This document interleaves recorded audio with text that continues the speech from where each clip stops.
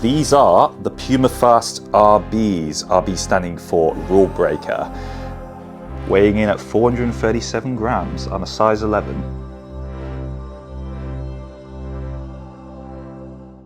So 437 grams for a running shoe is obviously a little bit on the heavier side. There's a couple of factors in this.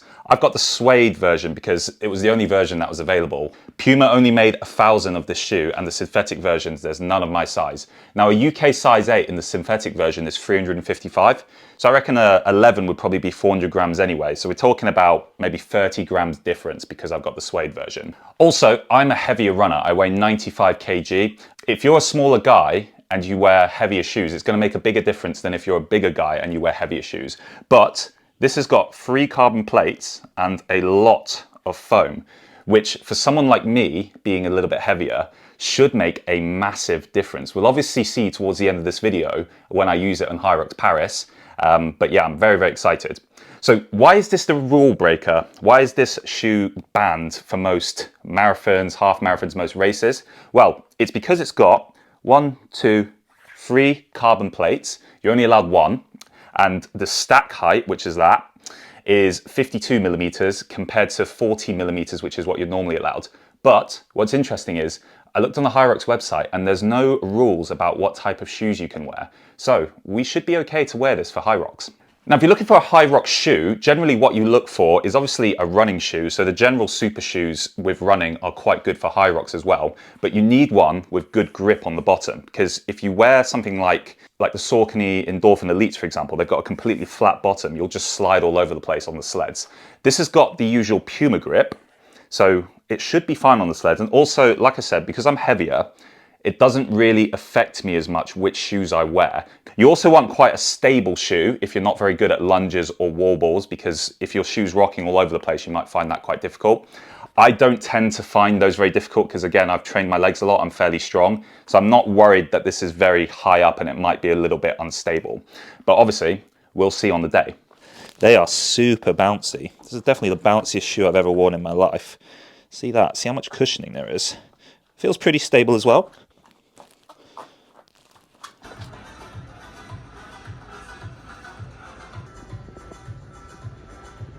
Modern art is so shit. What is that? Draw me some smoke with some colour. She's on the drinks. I'm on the Diet Coke only because I'm competing tomorrow.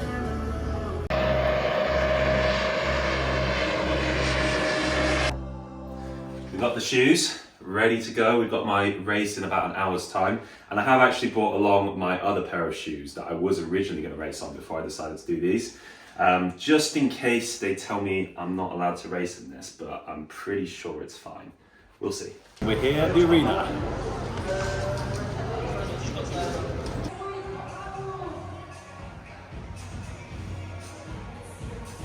Right, we're 20 minutes away from my race now in my super bouncy shoes. I'm going to aim to run each kilometre in about a 5-minute split, maybe a little bit quicker depending on how much the shoes assist me. The goal is to get sub 120 today. That's always been my target. If the shoes make me a little bit faster, then we'll see.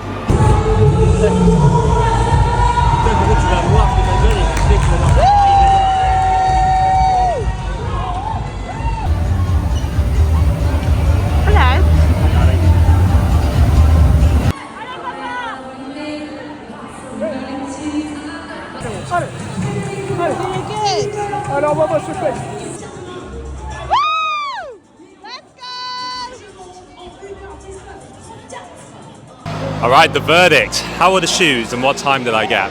So, I'm a little bit disappointed. I got 1 minute 29:43, I think it was, and that's probably the hardest Hyrox I've ever raced. I don't have anything left in me. Now, I did have a bit of a cold before starting this race, and I really feel like that's fucked me. I just felt like I had no energy throughout it. But the shoes, I've got to say, they do probably take about 10 seconds off each kilometre, I feel like. They're very, very bouncy. The only thing that was different was because of this cold and I'm not able to breathe properly, my recovery time was really long. So the time I was spending in the rock zone was a little bit too long. The recovery after the burpee broad jumps, after the sled push, it was all a bit elongated. But pure running, it's a really, really good shoe, and I can see why they banned it in marathons. It is a little bit heavy. I think if it was longer than an 8-kilometer distance, you'd be struggling in this shoe. But sleds, no problem. Burpee broad jumps in these shoes, no problem. Lunges, if anything, the bounciness kind of helps you out a little bit, because it kind of almost feels like you're bouncing on each lunge. But yeah, obviously I'm a little bit disappointed about the time, but the shoes are pretty cool. And I know if I don't have a cold next time I run, it'll be Hyrox Manchester end of January. I will definitely at the very least get this sub 120. I was on pace for that today, just based on my training times. But I feel like, 3 months more training, I should be able to get to 115 by Manchester time. So overall verdict, would you buy this shoe for a Hyrox? Would I buy this shoe for a Hyrox? Yes, I would. I feel like if you're expecting it to take minutes off your time, that's probably not what it's going to do. It just does make the runs feel a little bit smoother, a little bit faster, and it doesn't affect the rest of the exercises. So yeah, overall, I'm very, very happy with the way this shoe's performed. Hyrox Paris, this is finished. It's been a good day, even though not the time that I wanted. Peace. Hey guys, it's a few days after Hyrox Paris now, and I've had a few days to rest, digest, recover from this cold, and basically give my thoughts on the shoes and my thoughts on the race in general in a more calm state of mind, because I feel like after that race my mind was just all over the place. Honestly, we walked around Paris for a few hours after that, and my legs felt like they were going to fall off and my nose was running. It was not a nice experience, even though we had some good steak. But yeah, to give my more calm verdict on the shoes, I think they are very, very, very good for short distance running. I wouldn't wear them for a marathon personally. They are just too heavy, and I can kind of feel them towards the end of the 8K on a Hyrox.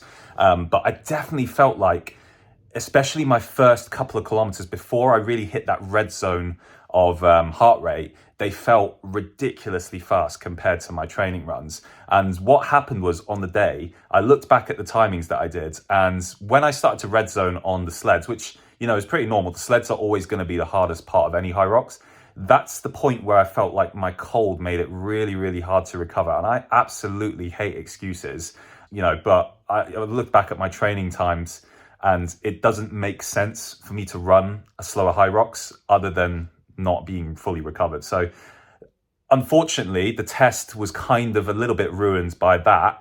But from an anecdotal standpoint, from my point of view, I do feel like the shoes were very, very helpful. Now, I've got about 3 months to train until Hyrox Manchester. I'm feeling very, very good. I will probably wear those shoes for Hyrox Manchester as well, because as a pure Hyrox shoe, they are pretty insane.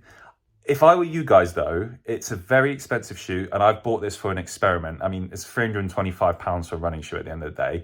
If you are buying it thinking it is going to be the difference between you getting your 130 Hyrox and 125 Hyrox, it's not going to do that. It might take 30 seconds off your time, maybe.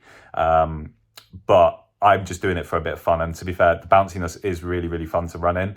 So if you guys have money to waste, go ahead, buy them. But if you want some normal Hyrox shoes, just buy the Deviate 3 Nitros.